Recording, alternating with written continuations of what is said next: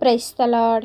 దేవుని పరిశుద్ధమైన నామములో వాక్యంను వినుచున్న మీ అందరికీ ప్రభు పేరట మా యొక్క శుభాభివందనములు తెలియజేస్తున్నాము. మీరు మాకు తెలియజేస్తున్న ప్రతి ప్రార్థన అంశం గురించి మేము ప్రార్థిస్తున్నాము. ఇంకా ఏమన్నా ప్రార్థన అవసరతలు మీకున్న ఎడల స్క్రీన్ మీద కనిపిస్తున్న నెంబర్కి కానీ కింద కామెంట్ సెక్షన్లో కానీ మీరు మాకు తెలియజేసిన ఎడల మేమందరం కూడా మీ గురించి ప్రార్థన చేస్తాము. దేవుని యొక్క ఉన్నతమైన కృప కాపుదల మీకు మీ కుటుంబాలకు తోడయుండి నడిపించునుగాక. ఈరోజు దేవుని వాగ్దానము, ప్రభు దృష్టికి మిమ్మును మీరు తగ్గించుకొనుడి, అప్పుడు ఆయన మిమ్మును హెచ్చించును. యాకోబు పత్రిక 4వ అధ్యాయము 10వ వచనము. ప్రియ సహోదరి సహోదరులారా, ఎవరైతే దేవుని దృష్టికి వారిని వారు తగ్గించుకొని దేవుని యొక్క మాటకు లోబడతారో వారిని దేవుడు ఎల్లప్పుడూ కూడా హెచ్చిస్తాడండి. మనం ఎప్పుడైతే దేవుని ఎద్దుకు వస్తామో ఆయన మన దగ్గరకు వస్తాడు.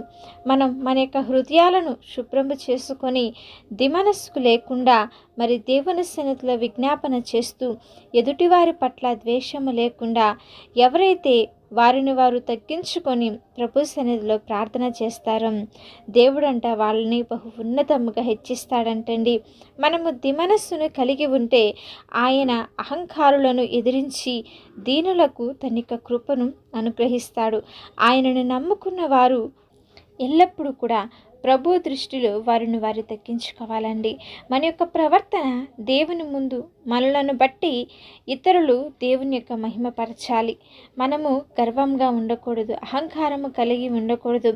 మరి పరిసేయుడు సుంకరి ఉన్నాడు కదా, పరిసేయుడైతే ప్రార్థన చేస్తూ అంటున్నాడు, నేను ఇదిగో వారంనకు ఇన్ని మారులు ఉపవాసం ఉంటున్నాను, 10వ భాగం ఇస్తున్నాను, నేను ప్రతిరోజు ప్రార్థన చేస్తున్నాను, నీ సన్నిధికి వస్తున్నాను, ధర్మకార్యాలన్నీ కూడా చేస్తున్నాను, ఈ సుంకరి వలె లేనందుకు నీకు వందనాలు అని చెప్పి పరిసేయుడు ప్రార్థన చేస్తే సుంకరి ఏమో, దేవా ఆకాశం వైపు కన్నులెత్తుటకైనను నాకు అర్హత లేదయా, దయతో నన్ను మన్నించు, నన్ను క్షమించు అని చెప్పి ప్రార్థిస్తున్నాడండి.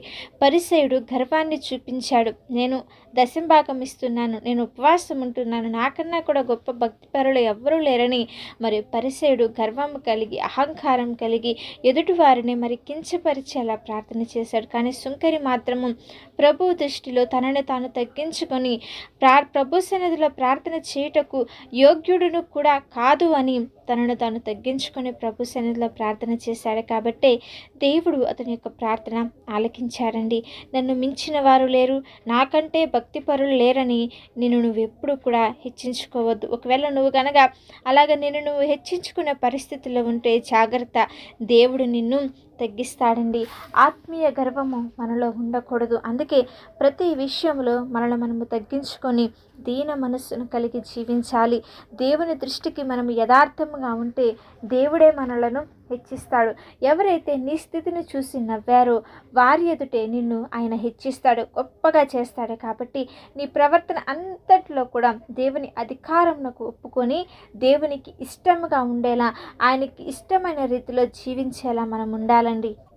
ప్రతిరోజు మన యొక్క ఆత్మీయ స్థితి, ఆత్మీయ జీవితం ఎలా ఉందో మనము పరీక్ష చేసుకోవాలి, వాక్యంను చదువుకోవాలి, ప్రతిరోజు కూడా మరి ప్రార్థన చేయాలి, మన యొక్క ఆత్మను మనము కాపాడుకోవాలండి. అలాగ లేవనుకోండి మనము నిత్యరాజ్యానికి వారసులము కాలేము, పరలోకం వెళ్ళటానికి మరి సాధ్యపడదు. మనము ప్రతిరోజు కూడా ప్రార్థన చేస్తూ వాక్యంను చదువుతూ మన యొక్క ఆత్మీయ స్థితిని కాపాడుకుంటూ దేవుని సన్నిధిలో ఎదిగే వారముగా ఉండాలి. మరి లేఖనాల్లో ఎందరో భక్తులు, పౌలు గారు, యోహాను గారు, మరి శిష్యులు దావీదు, యోబు, పేతురు, ఇలా వీళ్ళందరూ కూడా వారి యొక్క ఆత్మీయ స్థితిని వాళ్ళు కాపాడుకున్నారు. అహంకారము, గర్వము ఇవేమీ కూడా లేకుండా ఆత్మీయ జీవితంలో వారు తగ్గింపు కలిగి జీవించారు. కాబట్టి దేవుడు వారిని బహు ఉన్నతముగా ఆశీర్వదించాడు, గొప్ప స్థితిలో నిలబెట్టాడండి. మనము కూడా మరి మన పితరులు ఎలాగైతే జీవించారో మనము కూడా మన యొక్క ఆత్మీయ స్థితిలో గనక అలాగ జీవించగలిగితే, తగ్గింపు కలిగి ప్రభు సన్నిధిలో గనక మనము నిలబడగలిగితే మరి పరలోకం నుండి, దేవుని యొద్ద నుండి గొప్ప భాగ్యం అనేది ఆయన మనకు అనుగ్రహిస్తాడు. లేదంటే నువ్వు నేను ఎక్కడికి వెళ్తామో మనకి బాగా తెలుసు కదా. మరి మన యొక్క ఆత్మీయ స్థితి ఎలా ఉందో గుర్తించి క్షమాపణ కలిగి దేవుని యొక్క పనిలో ఉంటూ మరి దేవా నన్ను ఒక్కసారి నా యొక్క ఆత్మస్థితి ఎలా ఉన్నదో నాకు తెలియచేయని చెప్పి ప్రభు సన్నిధిలో అడుగుతూ మరి మనం దేవుని సన్నిధిలో ఎల్లప్పుడూ కూడా తగ్గింపు కలిగి మనలో మనము తగ్గించుకొని దేవుడిచ్చే ఆశీర్వాదములను దీవెనలు పొందుకునే వారిగా ఉండాలని ప్రభు పేరట మీ అందరికీ మనవి చేస్తున్నాను. చిన్న ప్రార్థన చేసుకుందాం. మహాపరిశుద్ధుడా, దయగలిగిన మా తండ్రి, ప్రేమ పూర్ణుడా, శ్రేష్టమైన కృపగలిగిన నామమును బట్టి మీకు స్తోత్రాలు చెల్లిస్తున్నాము తండ్రి. గడిచిన దినములన్నీ నీ కృపచేత మమ్మల్ని కాపాడి నడిపించి భద్రపరిచి క్షేమమును అనుగ్రహించదేవా మరొక క్రొత్త నెలను మా జీవితంలో మీరు అనుగ్రహించుచున్నందుకు నీకు స్తోత్రములు చెల్లిస్తున్నాం. మీ యొక్క లేఖనాల ద్వారా మాతో మాట్లాడారు నా తండ్రి. అవును దేవా, మీ సన్నిధిలో మమ్మల్ని మేము తగ్గించుకొని బ్రతుకుటకు నీ కృపను మాకు అనుగ్రహించమని ప్రార్థిస్తున్నాం. మాలో గర్వము, అసూయ, ద్వేషము, కోపము, ఆత్మీయ గర్వము ఎలాంటివి కూడా ఉండకుండా మమ్మల్ని మేము ప్రతి విషయంలో కూడా కడుక్కొనుచు నీ యొక్క వాక్యము చేత పరీక్ష చేసుకుంటూ నీలో ఎదుగుటకు నీ కృపను మీరు అనుగ్రహించమని ప్రార్థిస్తున్నాం. వాక్యం వింటున్న ప్రతి ఒక్క బిడ్డను దీవించండి, ఆశీర్వదించండి. మీ యొక్క కృపతో నింపి నడిపించండి, బలపరచండి. కుటుంబాల్లో వారు ఎదుర్కొంటున్న ప్రతి ఒక్క సమస్య నుంచి విడుదల దయచేయండి. ఆర్థిక ఇబ్బందుల్లో నుంచి విడుదల అనుగ్రహించండి. సంపూర్ణ ఆరోగ్యంలో స్వస్థతను మీరు దయచేయండి. కుటుంబాల్లో క్షేమమును, శాంతిని, సమాధానం అనుగ్రహించండి. చదువుకుంటున్న బిడ్డలకు మంచి జ్ఞానంను మీరు దయచేయమని ప్రార్థిస్తున్నాం. వారు చేస్తున్న వ్యాపారాల వృత్తిని మీరు అనుగ్రహించండి.